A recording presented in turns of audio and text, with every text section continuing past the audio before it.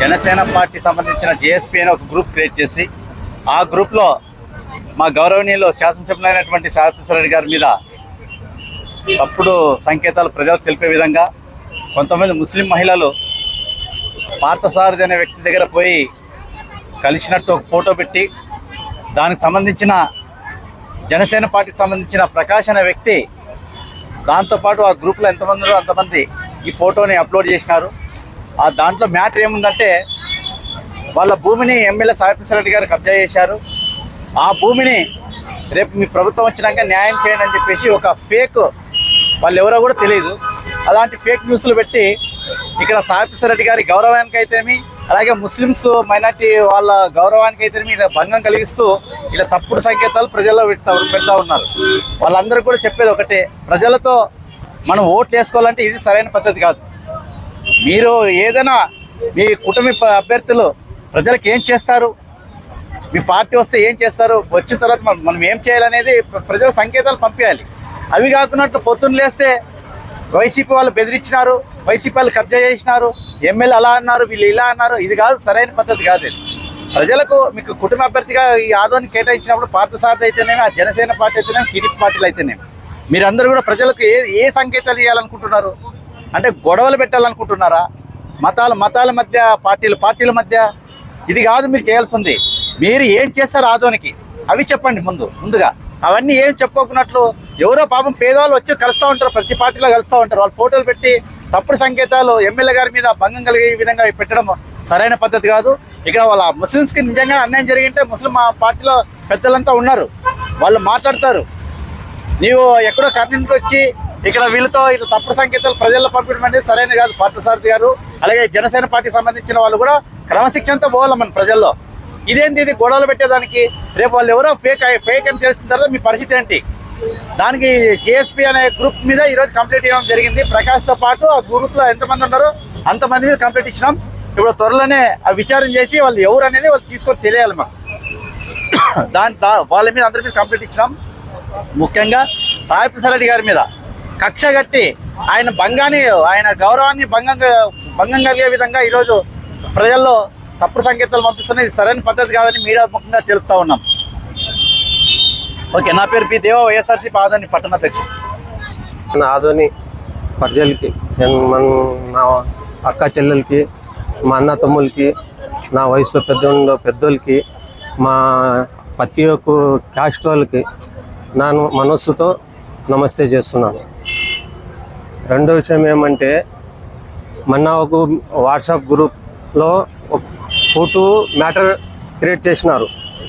ఏమని, సాయిప్రసాద్ అన్న గారు వీళ్ళు ప్రాపర్టీ చేసుకున్నారు, ఎలక్షన్ అయిపోయిన తర్వాత మీ ప్రభుత్వం వచ్చిన తర్వాత మీరు న్యాయం చేయాలా అని చెప్పి కోరుతున్నారని ఒక మ్యాటర్ వేసినారు. దాదాపుగా మ్యాటర్ ఎవరు వేసినారు అనేది ఒక పేరు, మ్యాటర్ వేసిన ఆయన పేరు మెన్షన్ చేసి కంప్లీట్ ఇచ్చేది జరిగింది. దయచేసి మా జనాలతో కోరుకునేది ఏమో, ఎలక్షన్ వస్తుంటుంది పోతుంటుంది, లీడర్షిప్ చేసాను మన పార్టీ వాళ్ళతో కానీ ఎమ్మెల్యే ఇంకా ఆపోజిషన్లో మనకి పోటీ చేసే వాళ్ళు ఎవరైనా ఉన్నారు కదా, వాళ్ళతో అందరితో కోరుకునేది ఏమంటే ఎలక్షన్ పద్ధతిలోనే ఉండాల. ఎందుకంటే ఇట్లా ఊకి పుకార్లు లేపితే మనోభావాలకి దెబ్బతీసినట్లే ఉంటుంది. ఇది ఏమన్నా నిజాయితీగా ఇది జరిగింటేకినా వీరు సాయిబులు ఎవరు ఉన్నారో వాళ్ళు మాతో వస్తే మా ఎమ్మెల్యే సమక్షంలో తీసుకొని పోయి వాళ్ళకి మా ఎమ్మెల్యే గారు యాడన్యాయం చేశారని మా ఇన్ని మందిలో మైనార్టీ లీడర్స్ పోయి నిలబెట్టి అడుగుతాము. రెండో విషయం ఏమంటే, ఇది ఎలక్షన్ అప్పుడు ఇట్లా విషయాలు ఎత్తేది మంచి పద్ధతి కాదు.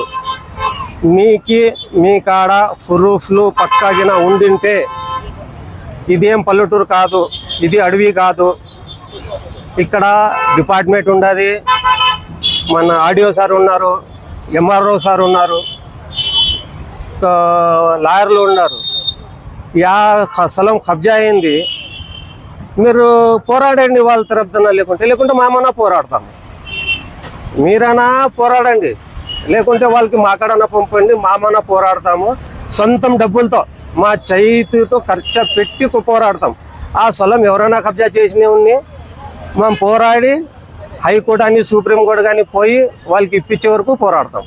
అంతేగాని ఇది ఊరికే ఫేక్స్ ఇది వార్తలు వేసి కాసి ఇట్లా ఊరికే జనాలకి డిస్టర్బ్ చేసేది మంచి పద్ధతి కాదు. ముఖ్యంగా ఏమంటే ఏదైనా మాట్లాడేటప్పుడు పొరపాటు అయ్యింది అందరూ మా ఆధునిక ప్రజలందరినీ క్షమించాలా. ఎందుకంటే ఎలక్షన్ టైంలో ఇట్లా యాకలుములు కానీ ఇట్లా చేస్తే మంచి పద్ధతి కాదు. వాళ్ళు మీ కాడ వచ్చినారు కదా, మీరు న్యాయం చేయండి. వాళ్ళకి ఒక లారీని పెట్టి కేసు పెట్టి కొట్లాడేయండి, తప్పేముండదు. మా ఎమ్మెల్యే నానే మోసం చేశాను అనుకోనండి, మీరు నా మీద కంప్లైంట్ చేయండి, కోర్టుకు పోండి. అంతేగాని ఇట్లా అనవసరంగా ఊరికి ఇట్లా ఇచ్చేది పద్ధతి కాదు. ఇదేం అడవి కానీ కాదు, ఎవరికి భయపడేకి అవసరం లేదు. ఇక్కడ నా పేరు ముల్లా రఫీక్, కొన్నిమల్ల ఫస్ట్ వార్డ్ ఇన్ఛార్జ్. నమస్తే. ముఖ్యంగా ఈ జనసేన ఒక సోషల్ మీడియాలో ఒక గ్రూప్లో మన స్థానిక ఎమ్మెల్యే గారు మా నాయకుడి పైన ఒక ఫేక్ ఇది వేశారు. అది ముస్లిమ్స్ ఫోటో పెట్టి వాళ్ళకి న్యాయం చేయమని మన బీజేపీ క్యాండిడేట్ దగ్గర పోయి వాళ్ళంతా అడిగారని అది వచ్చింది. అది ఎంతవరకు నిజమో మనకైతే తెలియదు.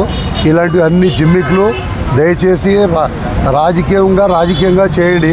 మీరు దయచేసి ఆధునిక ప్రశాంతతని భంగం కలిగించకుండా మీరు రాజకీయంగా ఏదైనా చేయాలనుకుంటే మీరు రాజకీయంగా ఏదైనా మాట్లాడండి, దానికి సమాధానం ఇచ్చేకి మనం రెడీ ఉన్నాము. ఇంకొకటి అభివృద్ధి అనేది మనం ఎంత చేస్తున్నాం అనేది ఆ దేవునికి తెలుసు, మనకు తెలుసు, ప్రజలకు తెలుసు. దాంతోపాటు మన స్థానిక ఎమ్మెల్యే గారు కూడా ఆయన సొంతంగా ఎలాంటి వ్యక్తికి ఎట్లా ఆయనకి ఆర్థికంగా కానీ ఏదైనా కానీ ఆయనకి ఎట్లా ముందుకు తేవాలని ఆలోచనతో పోతున్నారు. అలాంటి వ్యక్తిని మనకు ఆధునిక దొరకడం మనకి అదృష్టము. మీరు దయచేసి ఎక్కడి నుంచో వచ్చి ఈరోజు ఇక్కడ ఇవి అన్ని ఆధునిక ఒక పీస్ని ఒక భంగం చేయకుండా మీరు రాజకీయంగా మాట్లాడండి. ఎంత మాట్లాడితే కూడా మనం దానికి వినేకి రెడీ ఉన్నాము. మళ్ళీ ఇంకొకటి ఏమంటే దాంతో పాటు మీరు మళ్ళీ ఇట్లా ఈ కలర్ చేస్తే ఇది మన ఆధునిక మంచిది కాదు. ఎందుకంటే ఆధునిక మంచి భవిష్యత్తు ఉండాలా. దానికి అందరూ ప్రతి ఒక్క పార్టీ దీనికి తోడ్పడాలని నేను కోరుకుంటూ ఈ అవకాశం ఇచ్చిన పెద్దలకి అందరికీ మీడియా మిత్రులకి అందరికీ నేను ధన్యవాదాలు తెలుపుకుంటూ ఈ కల్ప్రిట్ ఎవరైతే ఉన్నారో వాళ్ళకి డెఫినెట్గా శిక్షిస్తారని ఆశించి నేను సెలవు తీసుకుంటున్నాం. జీ షఫీ అహ్మద్.